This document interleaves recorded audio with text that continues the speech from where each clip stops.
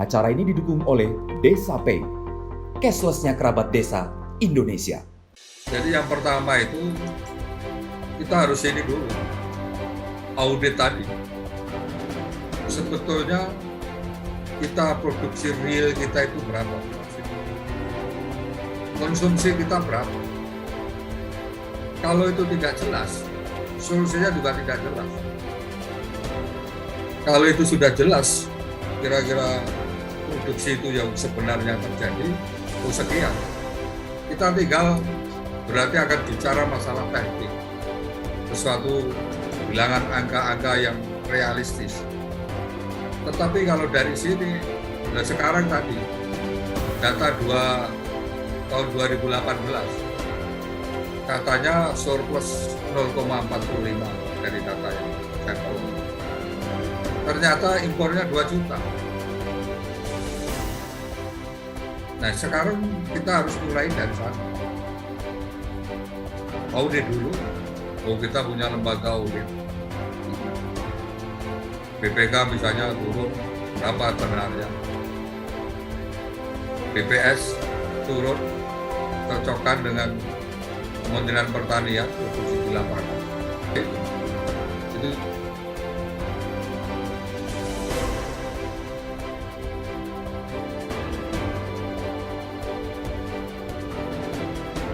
kalau petani bisa sejahtera, jadi gejolak harga, gejolak itu tidak ini. Cara mensejahterakan gimana?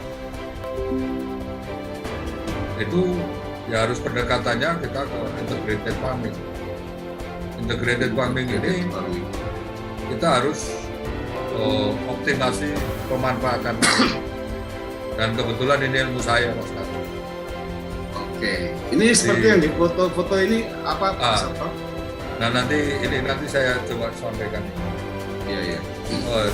Kita coba ini.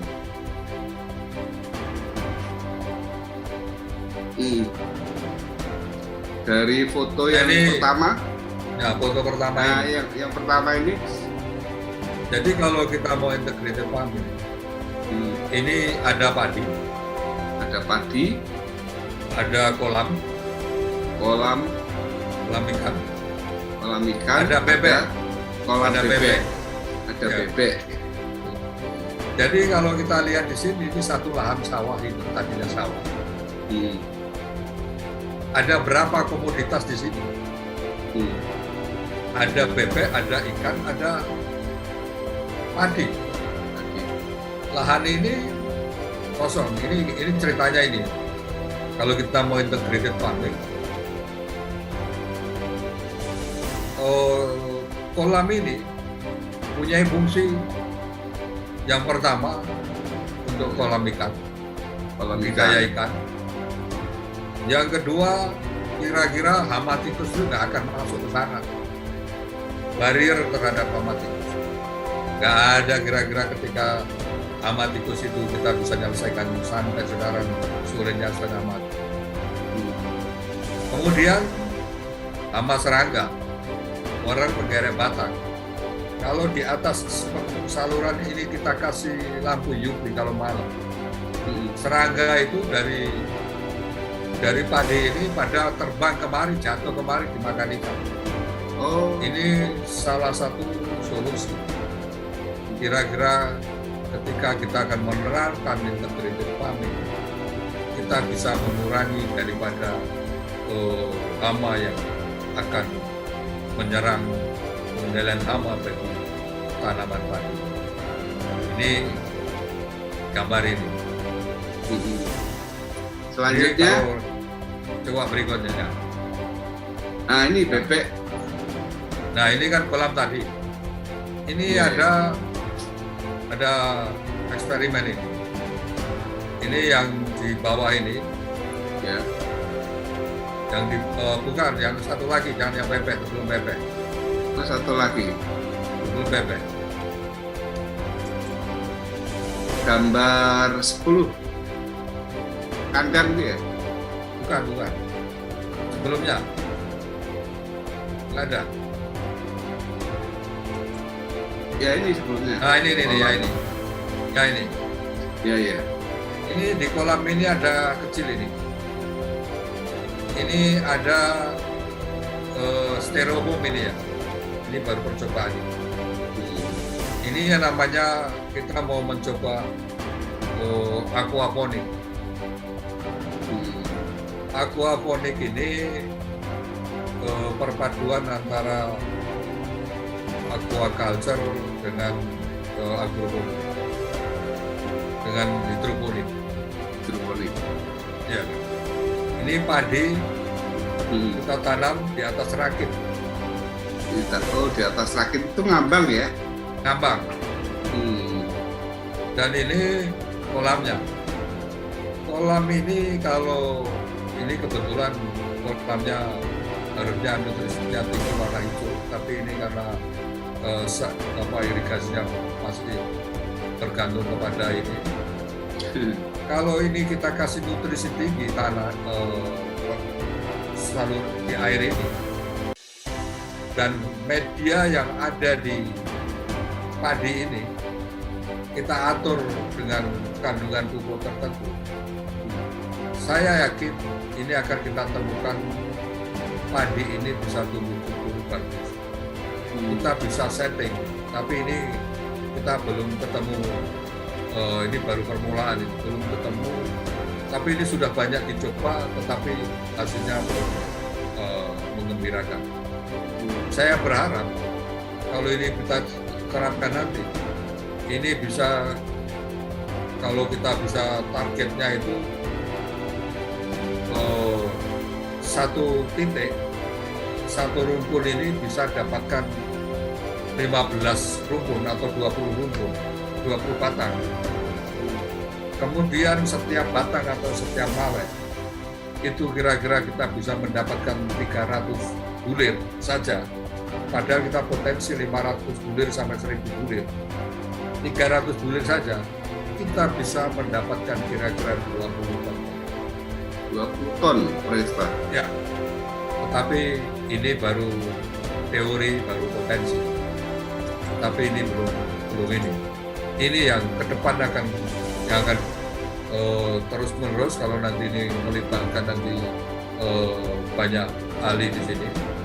Saya berharap nanti beberapa ahli mikrobiologi kalau turun di sini nangani, ini mudah-mudahan ini bisa berhasil. Sehingga kita swasembada pangan kedaulatan bisa lakukan. Nah ini bebek tadi. Bebek. Terus lanjut. Gambar. Nah, bebek ini ada gambar. Nah ini rumah jamur ini. Oh itu rumah jamur ya? Ya, di dalamnya jamur ini. Ini kumbung namanya. Rumah jamur itu kumbung. Satu kumbung ini ukuran 4 meter kali 8 meter. Tinggi kira-kira 7 meteran sampai sini. Itu bisa menghasilkan per bulan kalau kita budidaya jamur merah bisa 5 juta sampai 7 juta per bulan. Jadi kalau 7 juta ya, kalau Anda punya 10 kumbung, wih kali ya, Anda kalikan perlu lahan berapa? Perlu lahan 4 kali 3, 32 kali 10, 320 sampai ya kira-kira 500 meter persegi. Petani itu kalau kira-kira ini pendekatan ya, yang model yang kami coba buat dan ini sedang menuju kepada penelitian eksperimen ini. Mudah-mudahan nanti berhasil dan ini perlu melibatkan juga ahli jamur. Jamur merah ini harganya cukup tinggi, 30.000 kilo per 30.000 rupiah per kilo. Di bawah jamur shiitake-nya Jepang. Ini kalau tadi coba kembali ke gambar yang pertama tadi. Gambar yang pertama. Gambar yang ini sebelum ini lagi. Nah ini kan ada lahan ini Jadi tanah ketika ini kita gali, tanah kita larikan kemana? Ini bisa dipakai untuk tumbuh jamur, budidaya jamur. Merang, kira-kira jerami yang kita perlukan sangat berlimpah di sawah. Betul. Siapa yang akan memanfaatkan ini? Ini kira-kira integrated farming, kira-kira bagaimana bisa dengan lahan 1 hektar atau berapa kita bisa optimalkan dengan beberapa komoditas sehingga mendapatkan hasil yang optimal. Kemudian itu juga bisa kita jadikan kandang ayam atau bebek tadi, kandang ayam. Ini juga bisa kita buat ayam, budidaya ayam. Kalau kita budidaya ayam petelur ataukah bebek petelur, satu butir telur itu harganya 2.000 misalnya. Kalau Anda punya 30 hari berapa? Sebulan berapa? 60 juta. Inilah kira-kira pendekatan dari optimasi lahan untuk integrated farming. Ini cukup menjanjikan. Nah, kemudian kalau kita kembali tadi untuk mensejahterakan petani tadi, kalau tadi petani bisa melakukan nanti ini diintegrasikan ini, dia sudah sejahtera.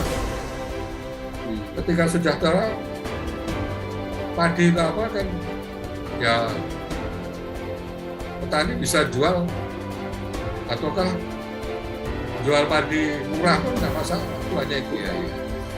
Jadi ada solusi tadi selain sejahterakan ini.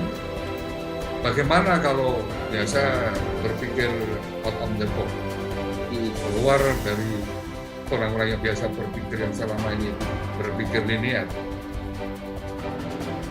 Kalau ada disparitas harga beras tadi antara impor dan dalam negeri. Sekarang harga berasnya kita turunkan menjadi 5.000-6.000. Mungkin nggak? Sangat mungkin.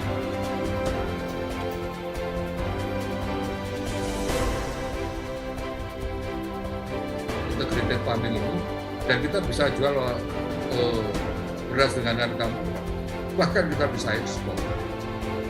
Ini kira-kira kalau kita mau solusi daripada tinggal kira-kira adakah komitmen kita? Terus terang aja.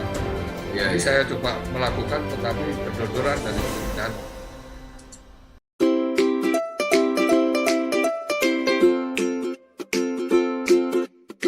Dapatkan kabar baik dan kebaikan desa dan perdesaan hanya di TV Desa News. Unduh aplikasinya segera.